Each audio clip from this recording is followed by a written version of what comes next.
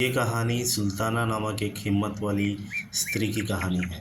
सुल्ताना हमेशा जानती थी कि उसकी ज़िंदगी आम लोगों से अलग होने वाली थी। एक छोटे से तटीफ गांव में पली बड़ी थी, जहां समुद्र की ठंडी हवा और लहरों की आवाज़ हमेशा उसके साथ रहती थी। समुद्र की लहरों की तरह ही जीवन में भी तूफ़ान आते जाते रहे, लेकिन सुल्ताना की हिम्मत कभी नहीं टूटी। उसकी दृढ़ता उस समुद्र की तरह थी जो चाहे कितनी भी उफ़ान क्यों न मारे, फिर भी शांत हो जाता है।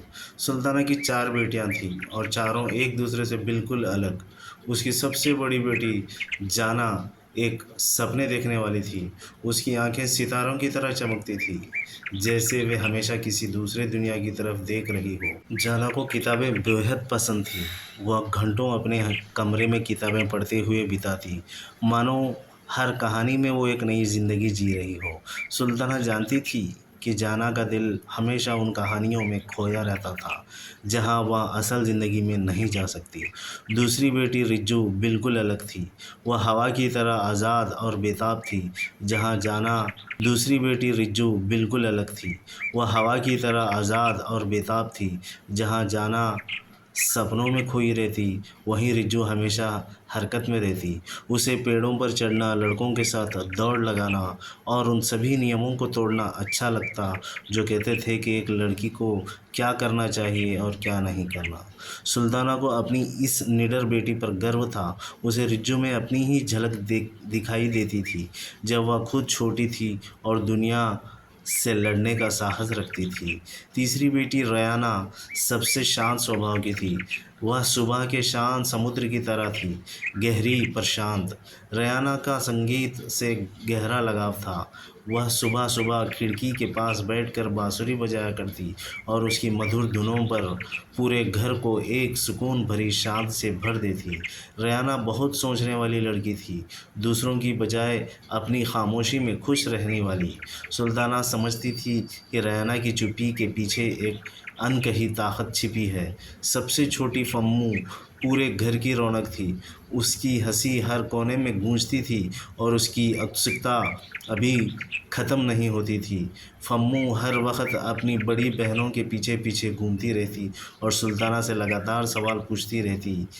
दुनिया कैसी है, ये क्यों है, वो कैसे होता है। उसकी मासूमियत और जिज्ञासा में एक अनोखी समझ थी। वह छोटी थी, पर दुनिया की छोटी छोटी बातों में भी खूबसूरती दिखाई देती थी। सुल्ताना का पति कई साल पहले गुजर चुका था और वह अकेली ही अपनी बेटियों की परवरिश कर रही थी। ज़िंदगी आसान नहीं थी, लेकिन सुल्ताना ने कभी हार नहीं मानी। उसने एक दर्जी के रूप में काम करना शुरू कर दिया, अमीर घरों की औरतों के लिए कपड़े सिलना, सिलाई में अपनी मेहनत और प्यार डालते हुए। उसे इस बात का संतोष था कि वह अपनी बेटियों के लिए कुछ कर रही थी। वह अक्सर अपनी बेटियों से कहती, ताकत इस बात में नहीं है कि हम क्या सहते हैं, बल्कि इस बात में है कि हम कैसे उड़ते हैं। एक दिन गांव में एक भयानक तूफान आ गया। हवाएं गरजने लगी और समुद्र जो हमेशा उनका साथी रहा था, अब दुश्मन जैसा लगने लगा। गांव के लोग घबरा गए, लेकिन सुल्ताना शांत रही, जैसे वह हर तूफान का सामना करने के लिए बनी हो। उसने अपनी बेटियों को इकट्ठा किया और घर में मोमबत्तियां जलाई। अब बिजली चली गई। अंधेरे में सुल्ताना ने अपनी बेटियों को अपनी माँ की कहानी सुनाई, एक ऐसी औरत की कहानी जिसने सबसे भयानक तूफानों का सामना किया था और फिर भी उसने कभी उम्मीद नहीं खोई थी। जैसे उसने किया, वैसे ही तुम्हें भी हिम्मत से दुनिया का सामना करना होगा। उसने कहा, चाहे हवाएं कितनी भी तेज़ क्यों न चले, याद रखो कि तुम कौन हो। जाना ने अपनी सबसे छोटी बहन को प्यार से गले लगाया। रिज्जू ने अपने हाथों को दृढ़ता से बंद किए, जैसे वह तूफान को चुनौती दे रही हो। रैना ने एक सुकून भरी धुन गुनगुनाई और फम्मू बड़ी बड़ी आंखों से अपनी माँ की हर बात ध्यान से सुन रही थी। उस रात तूफान चला गया, लेकिन सुल्ताना जानती थी कि ज़िंदगी में और भी तूफान आएंगे। फिर भी जब उसने अपनी बेटियों को देखा, तो उससे यकीन हो गया कि वे किसी भी तूफान का सामना करने के लिए तैयार थीं। वो कभी एक साथ उठेंगे, हमेशा।